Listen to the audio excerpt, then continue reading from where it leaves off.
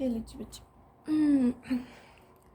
अब हमने क्या करना है, हमने पढ़ना है अंडरस्टैंडिंग एक्सेलरेशन। इट्स मीन कि हमने एक्सेलरेशन को अंडरस्टैंड करना है। क्या करना है? अंडरस्टैंड करना है। अंडरस्टैंडिंग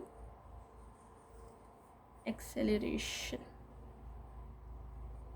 ये चीज़ ठीक है बच्चे। अच्छा, इसमें क्या होता है बच्चे, देखें हमारे पाकिस्तान में या कुछ भी हर मुल्क में कोई ना कोई ऐसी गाड़ियाँ होती हैं, कार्स होती हैं जिनकी जो परफॉर्मेंस होती है वो बहुत ज़्यादा हाई होती है। तो उनके जो एडवर्टाइजमेंट होती है, जो उनको जो एडवर्टाइज़ करवा रहे होते हैं, वो कैसे एडवर्टाइज़ कराते हैं कि जी ये एक कार थी, ठीक है, इसकी जो एक्सेलरेशन स्पीड है वो इतनी है, ये इतना एक्सेलरेट कर सकती है। उसकी मतलब एक्सेलरेशन के मुताबिक बताते हैं कि वो कितना एक्सेलरेट कर सकती है, कितनी तेज़ी से कर सकती है। ठीक हो गया। फिर जो एडवर्ट होता है, जो भी उस चीज़ कार को एडवर्टाइज़ कर रहा होता है, वो ये क्लेम करता है, ये दावा करता है कि जो मेरी कार है, ठीक है, वो जी 0 से ले के 60 माइल पर आवर कवर करती है 6 सेकेंड में। ठीक है, एक कार बंदे ने ना, ये बंदा था, ठीक है, उसने अपनी इस कार को एडवर्टाइज़ किया और ये बताया कि मेरी जो गाड़ी है वो 60 माइल पर आवर कवर करती है 6 सेकंड में। उसने अपनी परफॉर्मेंस बताई है अपनी गाड़ी की। ठीक है क्या? इसका मतलब क्या हुआ कि उसकी जो कार थी, एक तो वो स्टडी रेट पे एक्सेलरेट, मतलब मिसाल के तौर पर अगर तो उसकी कार जो है वो स्टडी रेट पे एक्सेलरेट कर रही है या करती है, ठीक है, तो इट्स मीन कि 10 माइल पर आवर के बाद वो कवर करेगी 1 सेकंड के बाद। मतलब कि अगर 1 सेकंड लगता है तो वो 10 mile per hour distance cover करेगी। और इसी तरह अगर 2 सेकंड के बाद वो 20 करेगी। इसी तरह अप टू सो ऑन कि अगर 3 सेकंड वो लेती है तो वो 30 माइल पर आवर कवर करेगी। तो अप टू सो ऑन ये सिस्टम चलता रहेगा। अगर हमारी कार जो है वो स्टडी रेट पे एक्सेलरेट कर रही है तो किसकी? इस बंदे की, हमारी नहीं। ठीक है, हो गया। अच्छा, नेक्स्ट देखिए। अब इस तरह कहता है कि हम कह सकते हैं कि जो हमारी कार है वो 10 माइल पर आवर की स्पीड से बढ़ रही है हर सेकंड के बाद। हर सेकंड के बाद वो कितनी स्पीड इंक्रीज़ कर रही है? 10 माइल पर आवर की स्पीड को इंक्रीज़ कर रही है। और कहता है अगर दूसरे लफ्ज़ों में कहा जाए तो जो हमारी एक्सेलरेशन है वो 10 माइल पर आवर है पर सेकंड।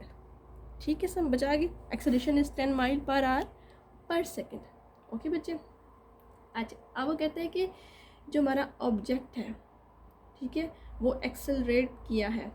अगर तो उसकी स्पीड इंक्रीज़ हुई है ना, मैं कहती हूँ ये मेरी कार थी, अगर इसकी स्पीड इंक्रीज़ की है तो मैं कहूँगी कि मेरा जो ऑब्जेक्ट था वो भी एक्सेलरेट किया है।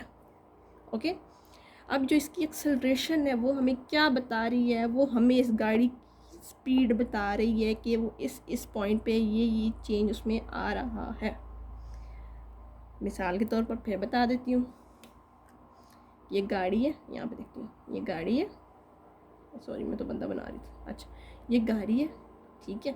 अब इसकी जो एक्सेलरेशन थी कि हर टाइम के बाद इसकी स्पीड चेंज हुई, फिर कम हुई, फिर चेंज हुई, ठीक है। तो ये जो सारी चीज़ है ये हमें इसकी चेंज इन स्पीड के बारे में बता रहा है पर यूनिट टाइम में, कि इतने टाइम में इतना इंक्रीज़ कर रहा है।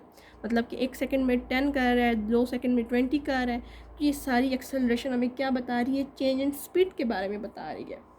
अच्छा, अब देखिए, मैं कहती हूँ कि अगर मेरा जो ऑब्जेक्ट है वो स्लो डाउन हो रहा है, ठीक है, तो इट्स मीन कि इसकी स्पीड भी चेंज हो रही है। ठीक है, तो हम ये कह सकते हैं कि यहाँ पे जो थी ये एक्सेलरेशन नहीं थी, ये डीसेलरेशन थी, क्योंकि ये कम हो रही थी। तो instead of an acceleration it has a deceleration.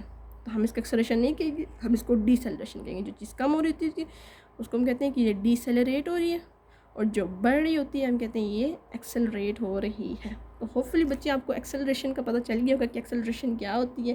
ठीक है, अभी हम स्पीड टाइम ग्राफ को डिस्कस करते हैं, क्योंकि उसमें हमारी एक्सेलरेशन बड़ी ज़रूरी थी, इसलिए पहले इस चीज़ को हमने अंडरस्टैंड किया है। आगे यहाँ तक बात समझ? चले जी, अभी हम स्पीड टाइम ग्राफ बनाते हैं बच्चे, और ये बताते हैं कि कैसे कैसे वो बन सकता है, उसमें एक्सेलरेशन का क्या रोल है।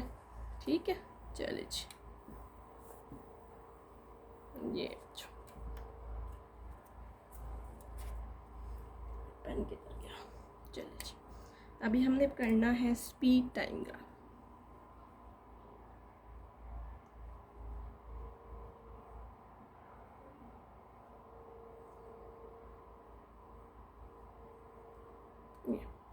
ठीक हो गया बच्चे, क्या करना था, स्पीड टाइम ग्राफ। चलिए जी, चलिए जी बच्चे देखो, जैसे हमने डिस्टेंस टाइम ग्राफ को रिप्रेजेंट किया था, उसकी क्या कहते हैं, जैसे मैंने कोच को, ठीक है, उसको हम रिप्रेजेंट कर सकते थे ना।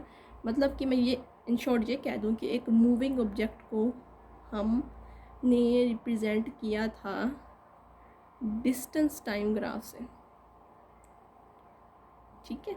इसी तरह अब हम टाइम स्पीड टाइम ग्राफ को भी रिप्रेजेंट कर सकते हैं, ठीक है बच्चे। लेकिन आपने याद रखना कि स्पीड